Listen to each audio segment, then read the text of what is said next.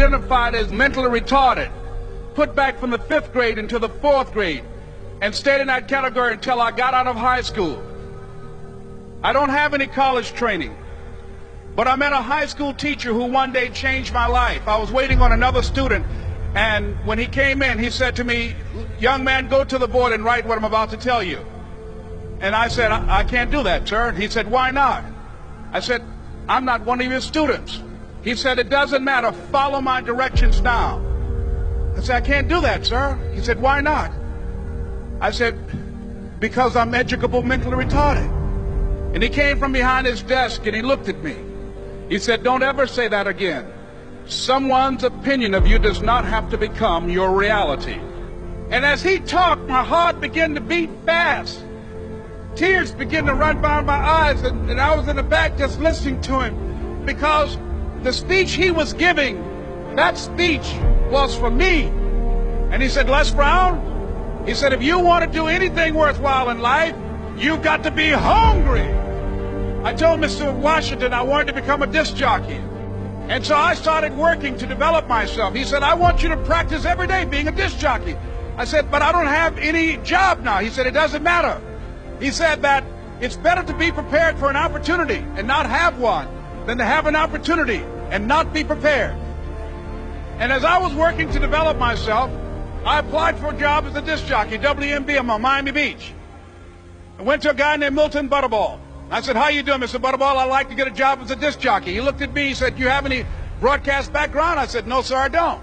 "You have any journalism background?" I said, "No, sir, I don't." He said, "We don't have any jobs available." I said, "Yes, sir." I went back to Mr. Washington and I told him. He said, "Don't take it personally." He said, "Most people are so negative, they will have to say no 7 times before they say yes." He said, "Go back again." So I went back again. I said, "How you doing, Mr. Butterball? My name is Les Brown." He said, "I know what your name is. What do you want?" I said, "I'd like to know whether or not you have any jobs as a disc jockey, sir." He said, "Didn't I just tell you yesterday we didn't have any jobs?" I said, "Yes, sir, but I know whether or not somebody got laid off or somebody was fired, sir." He said, "No one was laid off or fired. Now get on out of here." I came back the next day like I was seeing him for the first time. I said, "Hello, Mr. Butterball, how are you?" He looked at me with rage. He said, "Go get me some coffee." I said, "Yes, sir." And I went to get him some coffee. After a while, I would get their lunch and dinner, and I would go in the control rooms and take the disc jockeys their food, and I would not leave until they would ask me to leave. One Saturday afternoon, while I was at the radio station, a guy named Rock was drinking while he was on the air.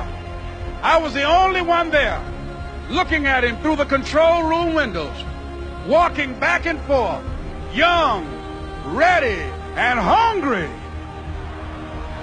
Pretty soon the phone rang, and it was the general manager.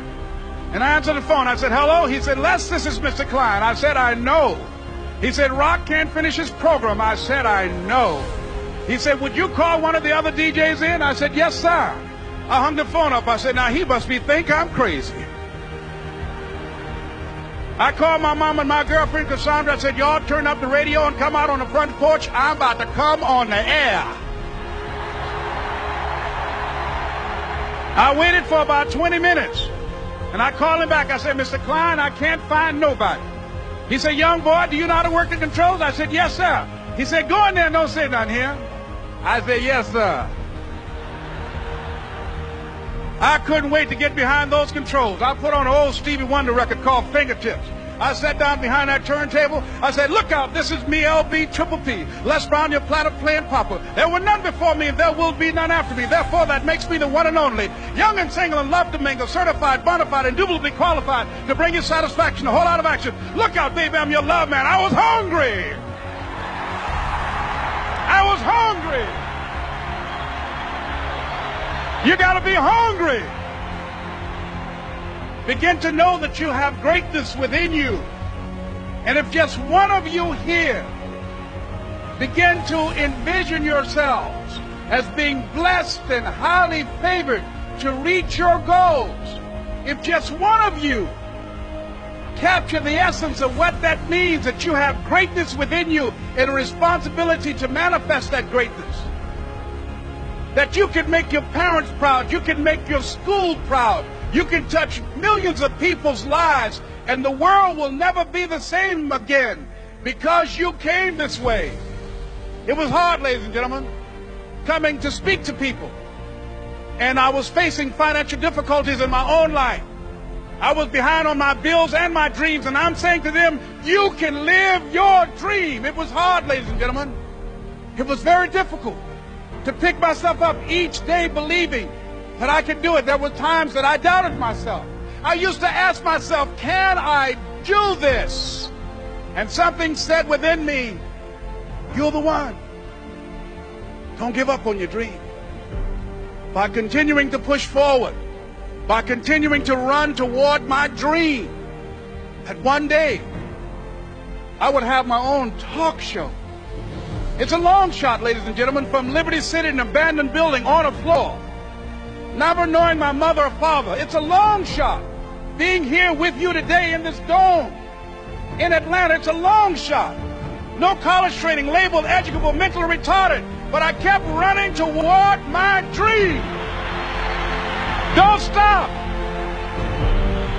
Don't stop running toward your dream.